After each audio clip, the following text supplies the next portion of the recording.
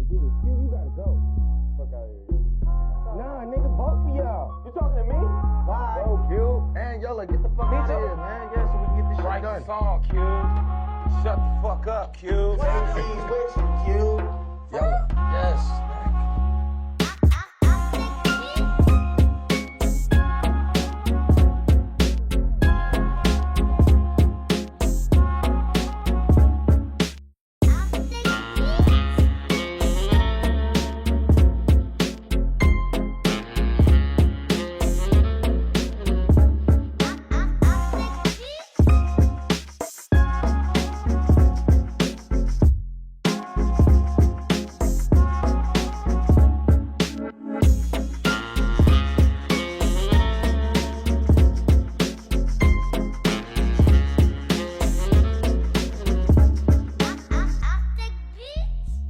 Bonjour, bienvenue dans l'émission Just for You, par les jeunes et pour les jeunes. Pour les informer des activités culturelles et sportives qui existent pour eux dans le Choletais. Bah Eva, aujourd'hui, le thème de l'émission c'est...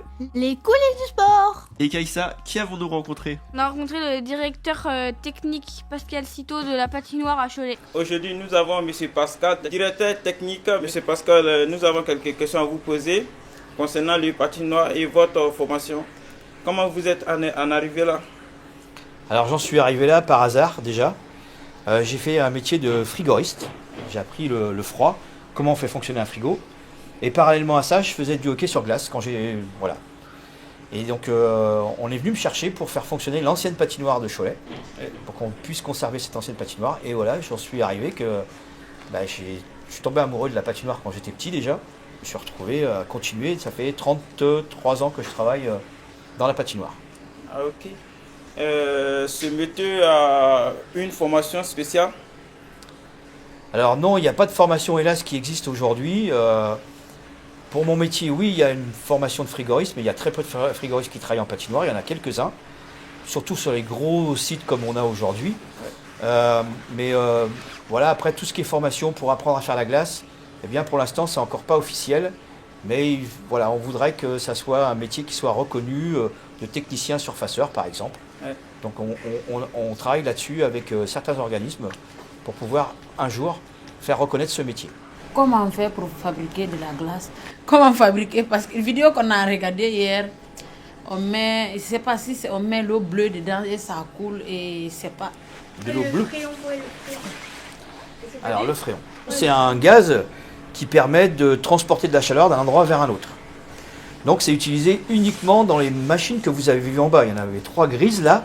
Le fréon, il est à l'intérieur de ces machines-là. Il ne va nulle part ailleurs. Ce fréon, il va servir non pas à refroidir de l'air. Nous, on va faire circuler de l'eau à l'intérieur entre le fréon et l'eau. C'est 2 circuits séparés. Ils ne se mélangent surtout pas. Jamais avoir d'eau dans le fréon, sinon c'est une catastrophe. Eh bien, on va refroidir cette eau qu'on va faire circuler avec des pompes. Et cette eau va circuler dans la piste, sous la piste, dans des petits tuyaux. Ces petits tuyaux, ils sont gros comme mon pouce, ils ne sont pas très gros. Ils sont très proches l'un de l'autre. Ce qui fait qu'on a un réseau d'eau glycolée qu'on fait circuler. Ce réseau, il fait 56 km de long. On peut relier Cholet à Nantes, par exemple. Si on tire dessus le bout du tuyau, on va jusqu'à Nantes avant qu'il soit complètement déroulé ici. 56 km. Cette eau, elle est refroidie à moins 11, moins 13 degrés. Donc, ce qui fait qu'on a un plancher qui est froid, très froid. Donc, on va prendre un tuyau d'arrosage, comme on utilise pour arroser son jardin. Et bien, on va arroser doucement la piste pour monter l'épaisseur tout doucement, tout doucement, tout doucement. On met à peu près 1 semaine pour faire une piste. Et on va arriver à juste l'épaisseur de 3 cm. Et après, on pourra l'utiliser. Voilà comment on fabrique la glace. En été, vous en faites quoi de la glace? On conserve la glace pendant 3 semaines, parce qu'on est fermé très peu de temps. On n'aurait pas le temps de l'enlever et de la refaire. On est fermé les 15 derniers jours de juillet, la dernière semaine de juillet, les 15 premiers jours d'août. Donc on n'aurait pas le temps d'enlever la glace et de la refaire. Et ça nous coûterait très très très cher, puisque, je vous rappelle, ce qui coûte cher, c'est de passer de l'état liquide à l'état solide. Par exemple, la glace, là, si on n'entretient pas, ça prend combien de temps pour se fondre? Nous, on n'a pas le droit de faire fondre la glace. Ça, c'est interdit. C'est l'objectif des techniciens. C'est ça, c'est de maîtriser tout le temps la température de glace. La glace, on ne peut pas l'enlever parce qu'on n'a pas d'évacuation pour enlever l'eau. Et on ne doit pas avoir d'eau sur la piste, parce que s'il y a des micro-fissures, l'eau va rentrer dedans, et quand on va remettre en glace, en température, la glace, ça prend du volume plus que l'eau. Donc ça va éclater. On risque d'éclater la piste. Donc on ne peut pas se permettre de faire ça. Donc on est obligé de casser la glace à la main pour l'évacuer dans la fosse à neige. Et on fait ça tous les 6 ans. Donc ils sont à peu près 7-8 personnes, et ils font ça sur 4 jours. En 4 jours, on a enlevé toute la glace. Au niveau que tu patines, pourquoi il y a lame là-bas, il n'y a pas place de sauge? Il n'y a pas des roulettes, par exemple? Oui. C'est que des lames. Alors parce que les lames sont faites pour aller sur la glace, pour glisser, on est bien d'accord. Ce ne sont pas des couteaux. C'est pas affûté comme des couteaux. Ça s'affûte, mais en fin de compte, on va faire un U. Donc c'est pas coupant. Ce qui peut couper les mains, ce qui peut faire mal si on a une paire de patins une lame de patin qui passe sur un doigt, c'est les dents devant sur les patins d'artistique. Vous voyez, ça freine, hein, ça résiste. C'est pas, en patin, ça va très très vite, mais en chaussures, les chaussures qui sont un peu tendres au niveau du caoutchouc, ça va bien.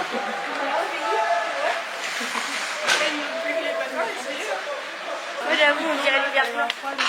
Bah oui, c'est comme du verglas, hein. C'est exactement la même chose. Alors vous avez une idée de la température de l'eau qu'on met à l'intérieur de ces machines-là? Moins 3 degrés. Alors moins 3, c'est plus de l'eau. C'est de la glace.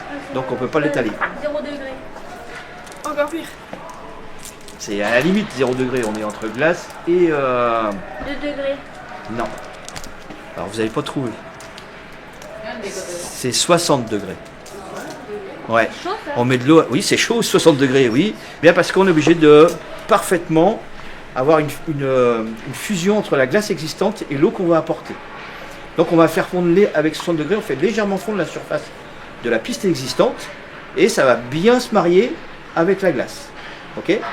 Si on ne fait pas ça, eh bien on va mettre de l'eau qui va geler aussi vite que de l'eau chaude, hein.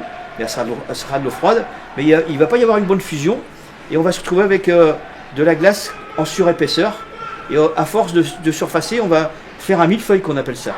Et en faisant un millefeuille, on a une glace qui est tendre en surface, qui est aussi cassante. Et on va après avoir, quand les patineurs vont beaucoup plus vite l'user, et on va consommer beaucoup plus d'eau. D'accord. Mais avec ces machines, vous n'utilisez pas de gaz pour les mettre dedans? Non, il n'y a pas de gaz à l'intérieur. Ouais. Ce sont des machines électriques qu'on remplit avec de l'eau chaude et qui récupèrent de la glace coupée qu'on va stocker dans la benne. Mais on ne fabrique pas la glace avec ces machines-là, on fait que transporter de l'eau et de la neige. Est-ce que vous avez un club de patinage artistique? On peut aller de 7 à 77 ans en fin de compte. Il y a des enfants, mais il y a aussi des adultes qui aussi apprennent encore à patiner aujourd'hui. Il y en a qui ont fait de la compétition et qui par plaisir, parce qu'ils aiment ça, ils continuent très tard.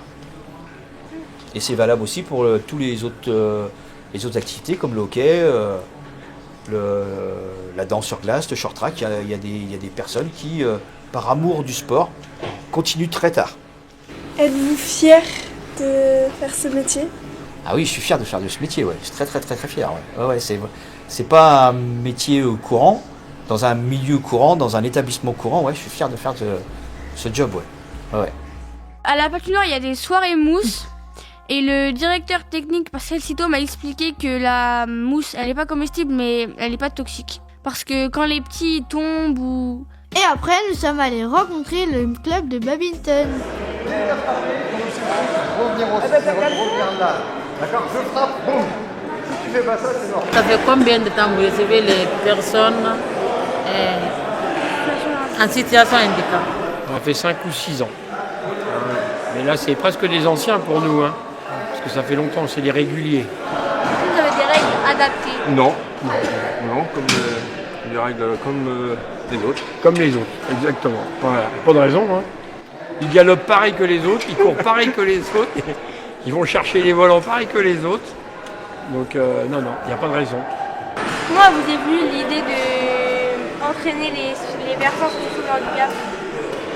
Bah, naturellement, on va dire naturellement, puisque nous au club, on aime bien tout le monde et on veut que tout le monde fasse du bal. Donc forcément, tout le monde c'est tout le monde. Et personne n'est à l'écart. Donc voilà, ça fait partie des choses importantes aujourd'hui. Ça porte un mot, ça. Est-ce que vous connaissez ce mot-là? Le fait que tout le monde puisse faire. Non. Non, c'est l'inclusion. L'inclusion, faire que les gens ils soient avec tout le monde. Là, par exemple, sur le créneau, là, vous avez le créneau sport adapté et le créneau valide. Et ça arrive qu'ils fassent du badminton avec eux. Pourquoi vous faites du badminton? Badminton parce qu'on a envie, on veut ouvrir autre chose que les autres sports. Ouais, c'est ça. Moi, j'ai découvert le badminton avec le top 12, en voyant le top 12 jouer, et ça m'a donné envie d'essayer et puis de pratiquer. Par exemple, dans le groupe, tout le monde ne sait pas forcément bien lire, compter, repérer, se rappeler les points. Donc on a des petits codes, on a mis des petites astuces, des couleurs. Avec les différentes couleurs. Il y a le blanc et il y a le bleu. Exactement. Donc en fait, je fais un petit point bleu dans ta main, sur la main droite. Et un point rouge sur la main droite. C'est ça. Et un point rouge sur la main gauche. Et donc sur le scoreur, il y a bleu. Bleu, c'est ça. Sur le terrain, quand on a un score pair, en fait, on sert à droite. Donc tous les scores pairs sont en bleu.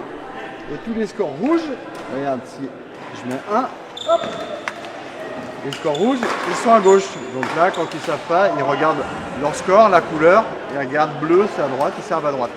Et rouge, hop, ils servent à gauche. Donc ça, j'ai 32 ans, pardon. Et ici, je fais l'entraînement de par semaine. Je fais mardi et de vendredi. C'est de badminton, c'est un truc de sport de complet parce qu'il y a chercher tactique, physique. Aussi, il y a aller chercher des règlements, qu'il faut même quartier de ME. Et il y a tout. Il y a tout. Moi, j'aime bien celui-ci. On a un champion qui est il est 13e mondial. Dans le monde, il n'y en a que 12 qui sont plus forts que lui. Et il est en situation de handicap. Il a tout un bras qui est paralysé. Il s'appelle Abdullah Ibella. Donc lui, il s'entraîne dans un centre spécialisé avec l'équipe de France, parce qu'il est très fort.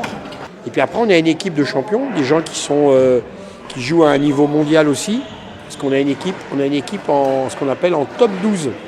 Donc c'est une équipe élite professionnelle. Pourquoi vous êtes dans le fauteuil? Alors pourquoi je suis en fauteuil? Alors moi je ne suis pas en situation de handicap, mais c'est simplement pour montrer qu'au club, on a 2 fauteuils qu'on a achetés et qu'on prête gratuitement à toute personne qui est en fauteuil, qui a un handicap moteur et qui voudrait découvrir le badminton et faire une activité toutes les semaines, venir régulièrement. Il aura un fauteuil, il n'aura pas besoin d'acheter le fauteuil. Est-ce que du coup vous adapteriez les règles pour eux? Oui, alors oui, parce que le terrain il serait plus court, on les ferait jouer que sur la moitié du terrain. Quelqu'un qui est en fauteuil, il peut jouer contre quelqu'un qui n'a pas de handicap. Moi je suis là, je peux très bien renvoyer le volant et jouer contre quelqu'un qui est debout. C'est pas gênant. Non, c'est pas plus compliqué. C'est simplement, voilà, c'est accepter que l'autre ait un fauteuil, que l'autre soit en situation de handicap contre toi, mais il n'y a aucune difficulté. On peut jouer fauteuil contre fauteuil, une personne valide contre un fauteuil. On peut même mettre une personne valide, comme moi, par exemple, dans un fauteuil, et puis faire un match.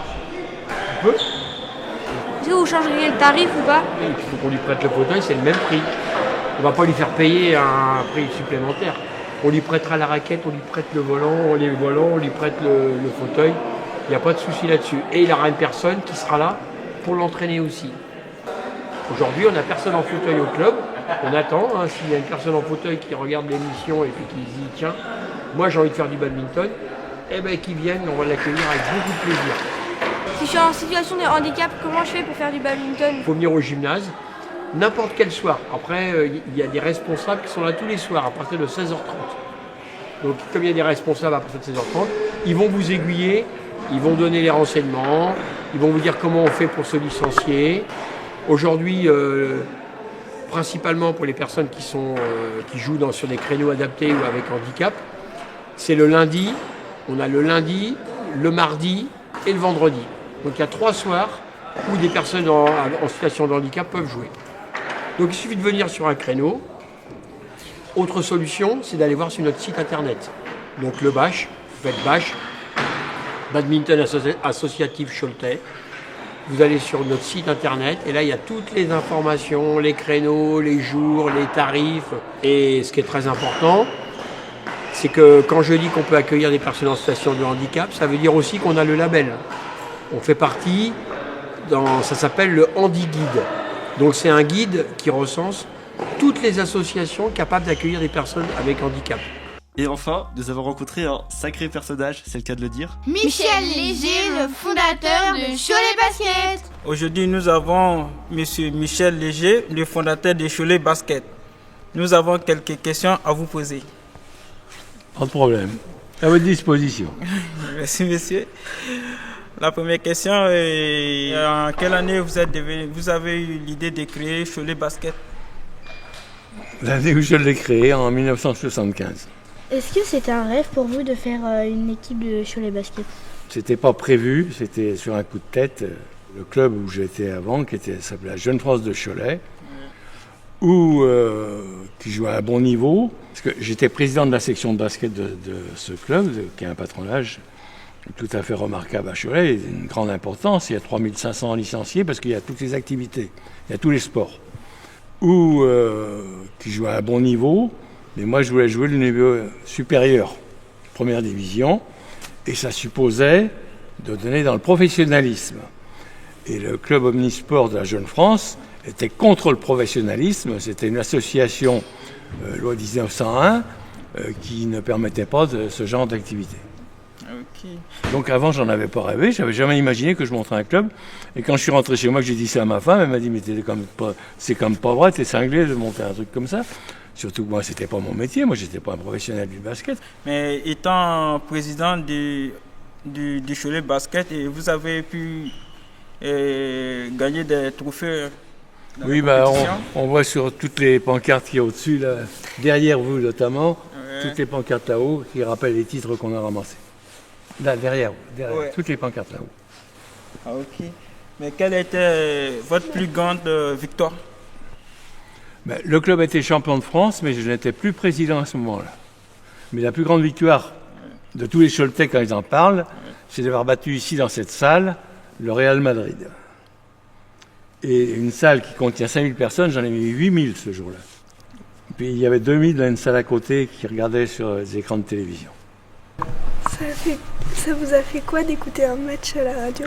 Je vois ça loin, je ne sais pas où vous avez trouvé ça, mais enfin, ce jour-là, les arbitres ils ont vu que j'en faisais trop, moi j'étais en bras de chemise, je quittais la veste et puis je faisais le tour de la salle et les arbitres ils ont pris ça un peu contre eux et il faut reconnaître que je leur faisais pas de cadeaux. Mais ça fait drôle, parce que je suis pas habitué et comme j'ai dit tout à l'heure, j'écoute même jamais un match aujourd'hui à la radio. Parce que le match, moi, je le vis. Et quand il y a la radio, je ne peux pas le vivre. Quand je suis dans la salle, j'ai l'impression que je peux faire quelque chose, que je participe. Ce n'est pas le cas quand c'est la radio. D'accord. J'ai été viré de la salle une fois, puis pendant un quart d'heure, et je viens au match. Même si aujourd'hui, je ne me fais plus l'obligation de venir absolument à tous les matchs, parce que j'avais calculé un jour que j'avais dû faire entre 3300 et 3500 matchs que j'ai vu de basket. Parce qu'il ne faut pas oublier que quand on a commencé, je m'occupais autant des équipes poussins que des équipes... il n'y a pas d'équipe professionnelle d'abord au départ. Et moi, j'arrivais ici, j'ouvrais la salle le samedi midi et je repartais le dimanche soir, je voyais 10 matchs dans mon week-end. Alors, ça représentait quelque chose. C'était toute ma vie. Et ma vie familiale, je ne dois pas dire qu'on a souffert parce que mes enfants jouaient au basket, ma femme adorait ça, elle venait avec moi tout le temps, donc c'était pas un problème. Êtes-vous fier de l'équipe Cholet Basket à l'heure actuelle? Oui, même si on a des équipes plus flamboyantes que celle-là, celle-ci elle est bonne. On a un excellent entraîneur qui est Laurent Villa. Et oui, je trouve que l'équipe se porte bien. C'est une équipe qui est en milieu de tableau, mais plutôt elle se rapprocherait plutôt de la première partie que de la seconde. Que pensez-vous de la nouvelle recrue Eric Stevenson? C'est ça? Oui. Ben, j'en pense rien parce que je ne l'ai pas vu. Mais bon, il a des bonnes références. Mais j'ai tellement vu de joueurs avec des références puis qui étaient nuls, d'autres qui ont moins de références puis qui étaient bons, que non, il faut attendre un petit peu pour savoir si c'est l'apportera. Mais je pense qu'il a quand même des références sérieuses et qu'il devra apporter un plus à l'équipe de Cholet Basket. Et comment faire pour devenir basketteur professionnel? Ben, faut s'entraîner beaucoup, faut être des dispositions, faut être très doué et beaucoup travailler. Hein, c'est du travail, ça. Quand on dit professionnel, c'est en faire une activité totale. Et donc, oui, il faut beaucoup de travail, même si on est très doué. Mais il faut les deux. Hein, il faut le talent et le travail. Mais il n'y a pas l'âge qui compte pour devenir... Non, j'ai vu des joueurs professionnels qui avaient les qualités pour jouer dans un club professionnel à 16-17 ans. Mais ça, c'est les précoces quand même. Il y en a plus au-delà.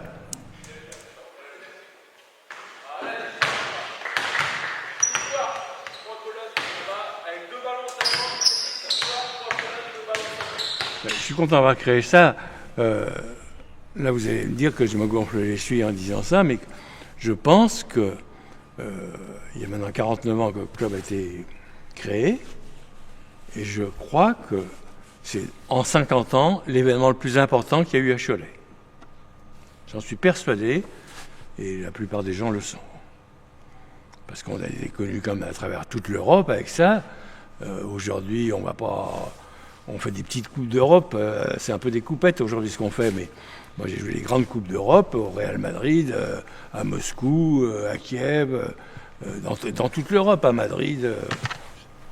C'est fabuleux quoi, ce qui a été fait.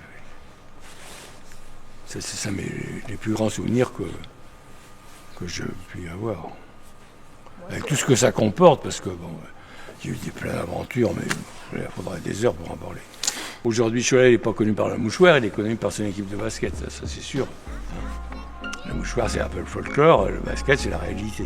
C'est la fin de Just for You. Vous pouvez nous retrouver sur la chaîne YouTube de l'association Un Point Commun. Sur le sonunique.com et bien évidemment sur la bande FM 87.7. Au revoir et à bientôt.